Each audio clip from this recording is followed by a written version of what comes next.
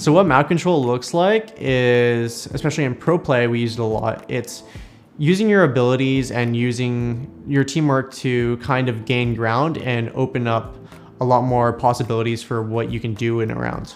If you had like set strats every round of like, oh, we're just gonna rush this or we're gonna rush that, it's not as good as, oh, we're gonna spread out, take map control, and then we're gonna do this. Because when you're taking map control, you can kind of make every round feel the same, and it kind of makes the enemy second guess themselves and really think about what you're doing. And it could also even make them kind of do more risky plays to try to get information about what you're doing.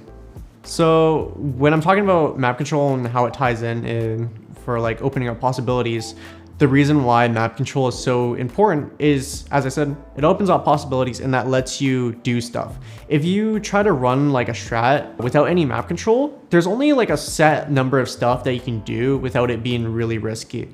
Whereas if you took map control and then you ran a certain thing, it's a lot more better for your just kind of like team overall, because you'll be taking less risks in the way you play. So the decision making that comes when you're deciding whether to hit a bomb site or fake, it's based off the information of what you hear, or just kind of like adapting to what they're doing. So let's say, for an example, I'm going to take Haven, for example. Let's say you have someone sitting sewer and you have another person long C, and they're both like kind of lurking, playing the different edges of the map. And the sewer guy says, oh, one of the guys rotated off. So in that case, you can kind of just hit the site rather than like faking on C instead.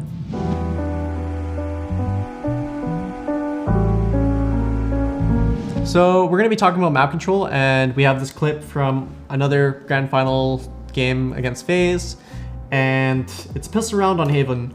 And what we do is we're spreading out and holding a default. What default is basically you spread out, hold every part of the map that an enemy can push. And a default is used to kind of get info of what they're doing and being able to be really reactionary off of it. So right here, as you can see at A, there's two people holding A, and they see that there's an Omen flash right away. And so right away with that Omen flash, you wouldn't just Omen flash for no reason. So they know that they're gonna be pushing up A. So right away what we do is we instantly regroup for a C hit. So you can see all of us starting to run back, and the only person that's lurking mid is Dapper, and he's just kind of like the main lurker on the team. And we're all up here. We know that if we take too long at A and they're pushed up this far, that they're gonna rotate really heavy towards C. But it looks like they're more scared of Garage rather than just like a full C hit. So we're able to walk up C, and Zom smokes Garage. I think he does like the flash too. And I run up, and I'm able to get the plant. And we basically have all of C site for free.